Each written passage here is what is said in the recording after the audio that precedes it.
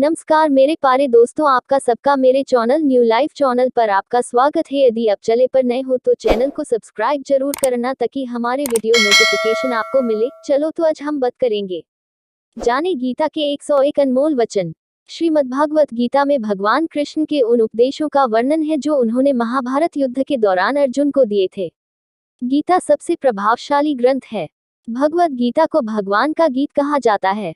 गीता के अनमोल वचन मनुष्य को जीवन जीने की सही राह दिखाते हैं। गीता जीवन में धर्म, कर्म और प्रेम का पाठ पढ़ाती है। गीता संपूर्ण जीवन दर्शन है और इसका अनुसरण करने वाला व्यक्ति जीवन में कभी निराश नहीं होता है। गीता में श्री कृष्ण ने कहा है कि मन का परिवर्तन करने से ही दुखों का अंत होता है।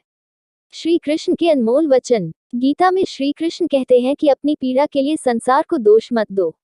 अपने मन को समझाओ क्योंकि तुम्हारे मन का परिवर्तन ही तुम्हारे दुखों का अंत है।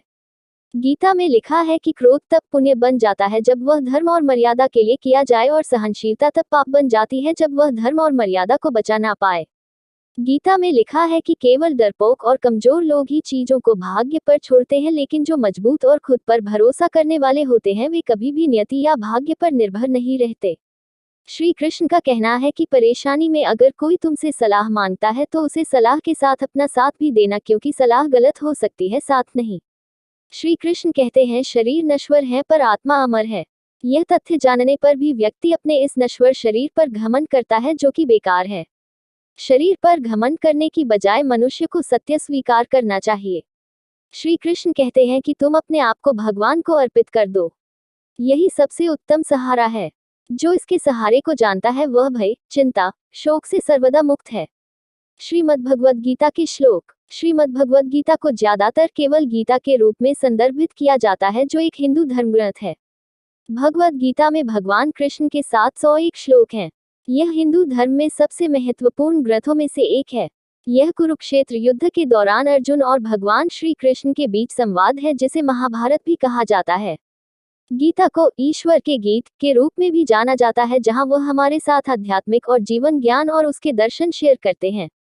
भगवद गीता की कहानी शुरू होती है जहां अर्जुन लड़ने के लिए तैयार है, लेकिन वह हिचकिचाता था कि अगर वह उनके दोस्तों और रिश्तेदारों से लड़ता और मारता है तो यह एक घोर पाप होगा और इस लड़ाई से कुछ भी हासिल नहीं होगा, भले ही उसे अपना राज्य वापस मिल जाए। यहाँ फिर भगवान कृष्ण उन्हें कर्म, ज्ञान और भक्ति योग के साथ साथ देवत्व की प्रकृति, मानव जाति की अंतिम नियति और नश्वर जीवन का उद्देश्य समझाते हैं। तो चलिए फिर देखते हैं। 1. श्री कृष्ण बोले, हे अर्जुन, तुम्हें उस समय में ये मोह माया किस हेतु प्राप्त हुआ? क्योंकि यह ना तो श्रेष्ठ पुरुषों द्वारा आचरित है और ना स्वर्ग को देने वाला और ना ही कृतकों को करने वाला ही है। 2. इसलिए हे अर्जुन, नपुंसकता को मत प्राप्त हो, हृदय की तुच्छ दुर्बलता को त्याग कर युद्ध के लिए खड़े हो जाओ। 3. हे अर्जुन, तू ना शौक करने योग्य मनुष्य के लिए शोक करता है और पंडितों से वचनों को कहता है, परंतु जिनके प्राण चले गए हैं उनके लिए और जिनके प्राण नहीं है उनके लिए भी पंडित जन शौक नहीं करते। 4. हे अर्जुन, सर्दी, गर्मी और सुख दुख को देने वाली इंद्रियां और विषयों के संयोग को उत्पत्ति विनाशशील और अनित्य है, इसलिए इसको तुम सहन करो। 5. जो इस आत्मा को मारने वाला समझता है तथा जो इसको मरा मानता है वह दोनों ही नहीं जानते, क्योंकि यह आत्मा वास्तव में ना तो किसी को मारता है और ना किसी के द्वारा मारा जाता है। 6. यह आत्मा किसी के काल में भी ना तो जन्मता है और ना मरता है तथा नए उत्पन्न होकर फिर होने वाला ही है, क्योंकि यह जन्मा नृत्य सनातन पुरातन है, शरीर के मारे जाने पर भी या नहीं मारा जाता। 7. जो पुरुष इस आत्मा को नाश रहित, नित्य, अजन्मा और अव्यय मानता है वह पुरुष कैसे किसी को मरवाता है और कैसे किसको मारता है? श्रीमद्भगवद गीता। 8. जैसे मनुष्य पुराने वस्त्रों को त्याग कर दूसरे नए वस्त्रों को ग्रहण करता है, वैसे ही जीवात्मा पुरानी शरीरों को त्याग कर दूसरे नए शरीरों को प्राप्त होता है। 9. इस आत्मा को शस्त्र नहीं काट सकते, इसको आग नहीं जला सकते, इसको जल नहीं गला सकता और हवा नहीं सुखा सकता।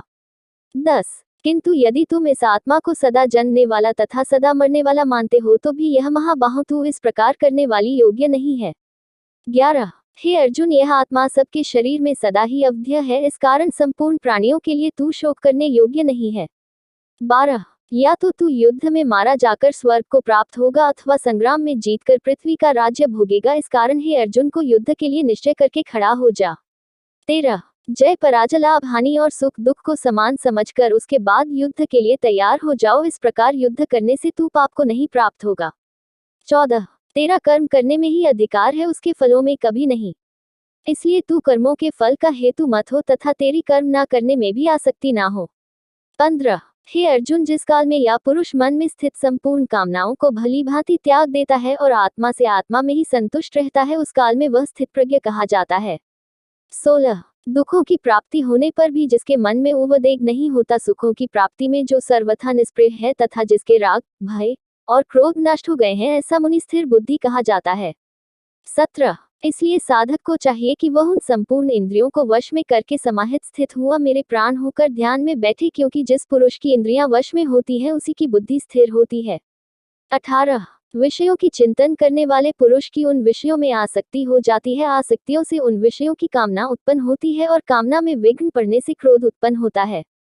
19 क्रोध से अत्यंत मूढ़ भाव उत्पन्न हो जाता है, मूढ़ भाव से स्मृतियों में भ्रम हो जाता है, स्मृति में भ्रम हो जाने से बुद्धि अर्थात ज्ञान शक्ति का नाश हो जाता है और बुद्धि का नाश हो जाने से यह पुरुष अपनी स्थिति से गिर जाता है।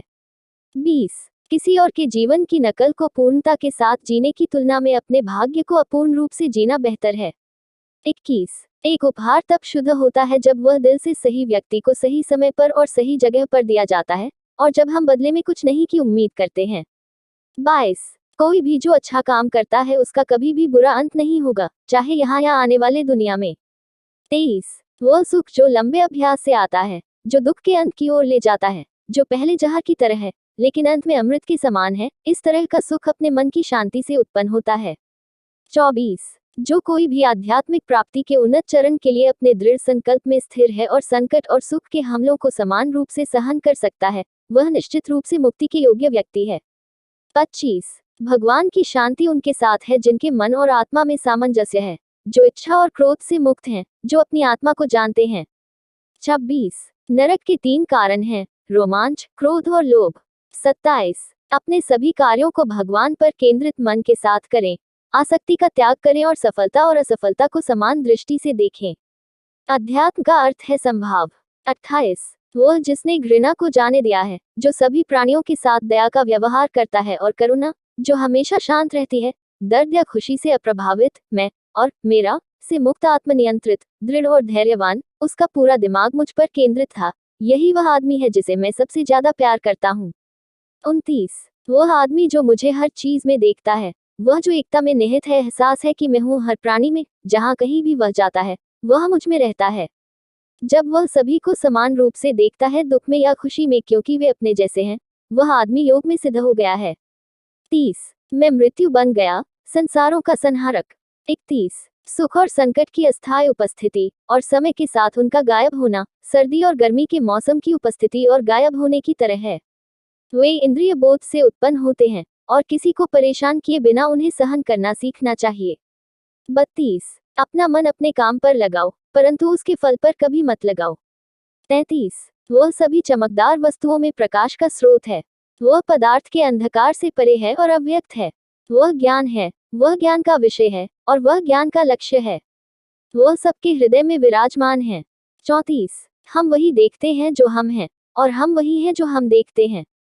35 करुणा द्वारा निर्देशित सभी कार्य सावधानी से करें। 36 मैं प्रत्येक ग्रह में प्रवेश करता हूँ और मेरी ऊर्जा से वे कक्षा में रहते हैं।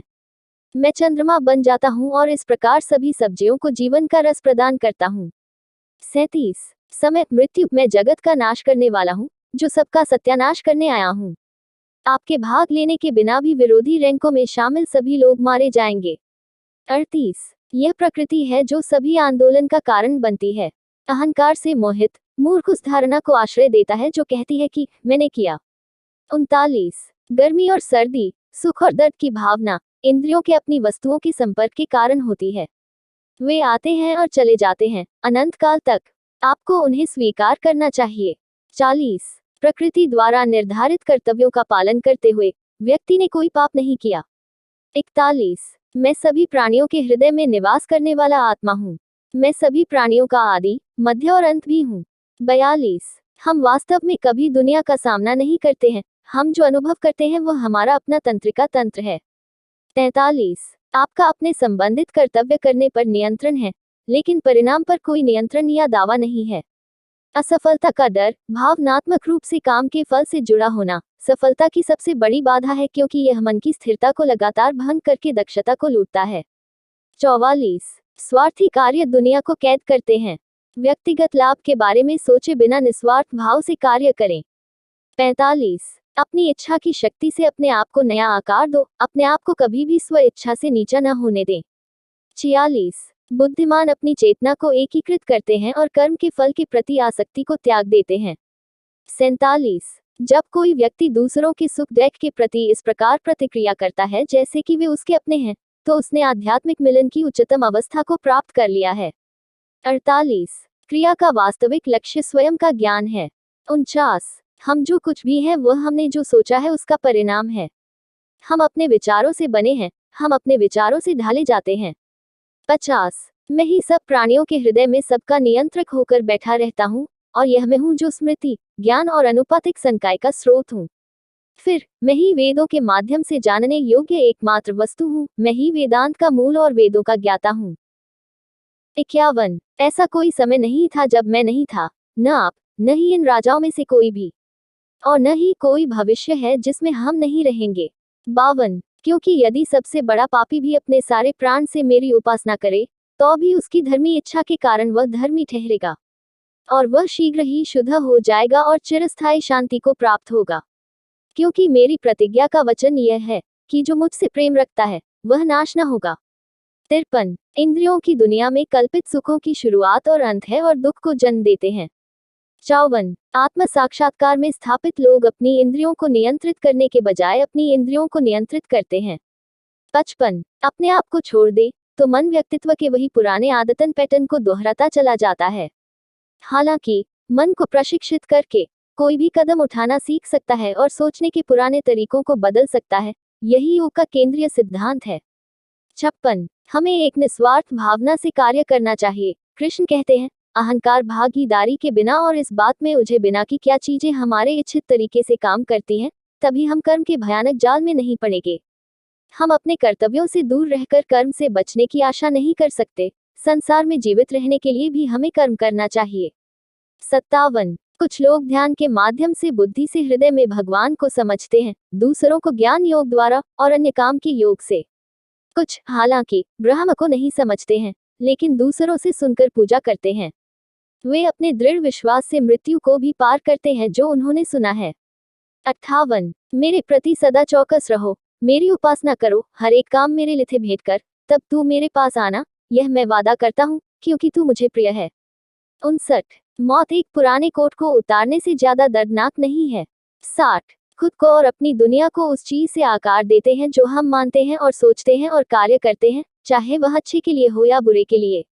61। अपरिपक्व लोग सोचते हैं कि ज्ञान और क्रिया अलग अलग हैं, लेकिन बुद्धिमान उन्हें एक ही मानते हैं। 62। उसका निर्णय बेहतर होगा और उसकी दृष्टि स्पष्ट होगी यदि वह जो करता है उसके परिणाम में भावनात्मक रूप से नहीं उलझा है।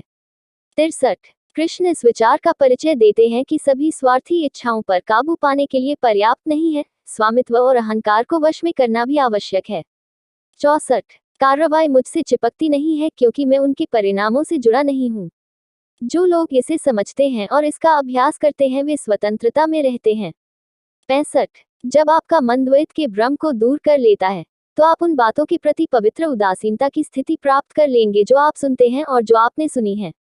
66। कर्म का नियम स्पष्ट रूप से कहता है कि यद्यपि हम कनेक्शन नहीं देख सकते हैं, हम यह सुनिश्चित कर सकते हैं कि हमारे साथ जो कुछ भी होता है, अच्छा और बुरा, एक बार हमारे द्वारा किए गए या विचार में उत्पन्न होता है। हमारे साथ जो होता है उसके लिए हम खुद जिम्मेदार हैं, हम समझ सकते हैं या नहीं। यह इस प्रकार है कि हम खुद को बदलकर जो हमारे साथ होता है उसे बदल सकते हैं, हम अपने भाग्य को अपने हाथों में ले सकते हैं। 67। भगवान की छवि अनिवार्य रूप से और व्यक्तिगत रूप से सभी मानव जाति में पाई जाती है।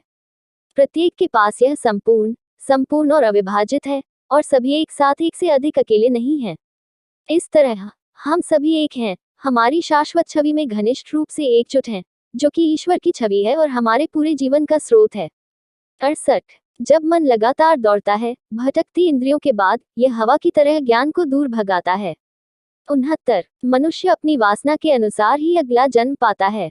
70। यह संसार हर क्षण बदल रहा है और बदलने वाली वस्तु असत्य होती है। 71। जीवन न तो भविष्य में है न अतीत में, जीवन तो बस इस पल में है। 72। एक सत्य अगर हम हृदय में उतर ले कि न हम भविष्य देख सकते हैं और न ही भविष्य निर्मित कर सकते हैं, हम तो केवल धैर्य और साहस के साथ विश्व को आलिंगन दे सकते हैं, स्वागत कर सकते हैं भविष्य का, तो क्या जीवन का हर पल जीवन से नहीं भर जाएगा। 73। ज्ञान प्राप्ति सदा की समर्पण से होती है, ये हम सब जानते हैं, किंतु समर्पण का वास्तविक महत्व क्या है, क्या हमने कभी विचार किया। 74। मनुष्य का मन सदा ही ज्ञान प्राप्ति में विभिन्न बाधाओं को उत्पन्न करता है। कभी अन्य विद्यार्थी से ईर्ष्या हो जाती है, कभी पढ़ाए हुए पाठों पर संदेह होता है और कभी गुरु द्वारा दिया दंड मन को अहंकार से भर देता है। और ऐसे ना जाने कितने विचार मन को भटकते हैं और इसी वजह से हम ज्ञान प्राप्त नहीं कर पाते हैं। 75। मन की योग्य स्थिति केवल समर्पण से निर्मित होती है, समर्पण मनुष्य के अहंकार का नाश करता है। 76। दो व्यक्ति जब निकट आते हैं तो एक दूसरे के लिए सीमाएं और मर्यादाएं निर्मित करने का प्रयत्न अवश्य करते हैं। हम अगर सारे संबंधों पर विचार करें तो देखेंगे कि सारे संबंधों का आधार यही सीमाएं हैं जो हम एक दूसरे के लिए निर्मित करते हैं। और यदि अनजाने में कोई अन्य व्यक्ति सीमाओं को तोड़ता है तो उसी क्षण हमारा हृदय क्रोध से भर जाता है। इन सीमाओं का वास्तविक रूप क्या है, क्या आपने कभी सोचा है। 77। सीमाओं के द्वारा हम दूसरे व्यक्ति को निर्णय करने की अनुमति नहीं देते हैं, अपना निर्णय उस व्यक्ति पर थोप देते हैं, अर्थात किसी की स्वतंत्रता का अस्वीकार करते हैं। और जब स्वतंत्रता का अस्वीकार किया जाता है तो उसका हृदय डैक से भर जाता है, और जब वो सीमाओं को तोड़ता है तो हमारा हृदय क्रोध से भर जाता है। क्या ऐसा नहीं होता। और यदि एक दूसरे की स्वतंत्रता का सम्मान किया जाए तो किसी मर्यादाओं या सीमाओं की आवश्यकता ही नहीं होती। अर्थात जिस प्रकार स्वीकार किसी संबंध का देह है, क्या वैसे ही स्वतंत्रता किसी संबंध की आत्मा नहीं। 78। सबके जीवन में ऐसा प्रसंग अवश्य आता है, सत्य कहने का निश्चय होता है हृदय में, किंतु मुख से सत्य निकल नहीं पाता। कोई भय मन को घेर लेता है, किसी घटना अथवा प्रसंग के बारे में बात करना, क्या फिर स्वयं से कोई भूल हो जाए उसके बारे में कुछ बोलना, क्या ये सत्य है। नहीं, ये तो केवल तथ्य है, किंतु कभी कभी उस तथ्य को बोलते हुए भी भय लगता है। कदाचित किसी दूसरे के भावनाओं का विचार आता है मन में, दूसरे को डैक होगा, ये भय भी शब्दों को रोकता है। तो ये सत्य क्या है। जब भय रहते हुए भी कोई तथ्य बोलता है तो वो सत्य कहलाता है।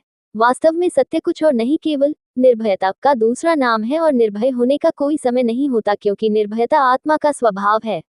79। वास्तव में संकट का जन्म है एक अवसर का जन्म, अपने आप को बदलने का, अपने विचारों को ऊंचाई पर करने का, अपनी आत्मा को बलवान और ज्ञान मंडित बनाने का। जो ये कर पाता है उसे कोई संकट नहीं होता, किंतु को ये नहीं कर पाता वो तो खुद एक संकट है विश्व के लिए। 80। कभी कभी कोई घटना मनुष्य के जीवन की सारी योजनाओं को तोड़ देता है और मनुष्य उस आघात को अपने जीवन का केंद्र मान लेते हैं। क्या भविष्य मनुष्य की योजनाओं के आधार पर निर्मित होते हैं।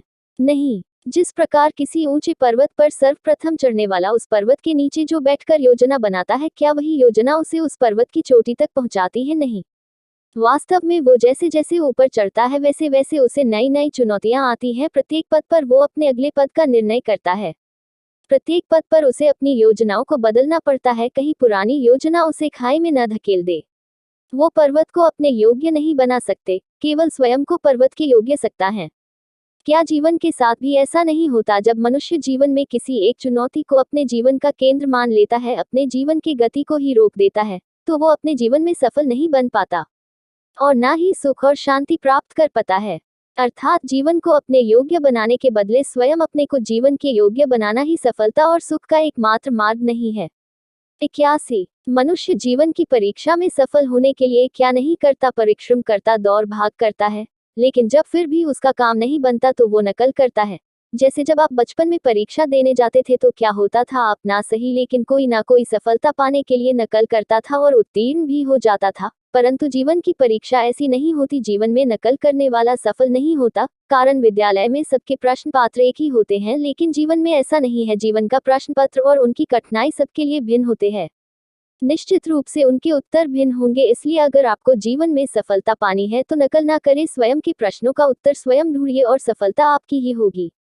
82। हम असफल तब नहीं होते जब हम लक्ष्य ना पा सके, हम असफल तब होते हैं जब हम प्रयास करना बंद कर देते हैं। इसलिए प्रयास करते रहिए और हार ना माने, क्योंकि जिस दिन आप हार स्वीकार करना बंद कर देंगे जीत आपके चरणों में होगी। 83 यदि आगे बढ़ना है तो अपनों का साथ दे, परंतु साथ देते से पहले ये अवश्य पहचाना ले कि अपने हैं कौन। क्या अपने वही होते हैं जिनके साथ अपना हमारा रक्त संबंध होता है, या अपने मित्र? अपने वे होते हैं जो हमें सत्कार्य के लिए प्रेरित करें, हमें आगे बढ़ाए, हमारा साथ दे। और वो जिनका साथ देने से समाज का नाश हो, धर्म की हानि हो, वो सगे होकर भी सगे नहीं होते। इसलिए जब अपनों की परिभाषा का चुनाव करें तो उन्हें अपना माने जो आपका साथ दे, उन्हें नहीं जो हमें अज्ञान के मार्ग पर ले जाएं। 84 जो हुआ अच्छे के लिए हुआ, जो हो रहा है अच्छे के लिए हो रहा है, जो होगा अच्छे के लिए भी होगा। 85 आपको काम करने का अधिकार है, लेकिन काम के फल पर कभी नहीं। 86 परिवर्तन ब्रह्मांड का नियम है, आप एक पल में करोड़पति या कंगाल हो सकते हैं। 87 आत्मा न तो जन्म लेती है और न ही मरती है। 88 तुम खाली हाथ आए हो और खाली हाथ चले जाओगे। 89 काम, क्रोध और लोभ आत्मा विनाशकारी नरक के 3 द्वार हैं। 90 मनुष्य अपने विश्वास से निर्मित होता है, जैसा वह मानता है वैसा ही वह है। 91 जब ध्यान में महारत हासिल हो जाती है तो मन हवा रहित स्थान में दीपक की लौ की तरह अडिग रहता है।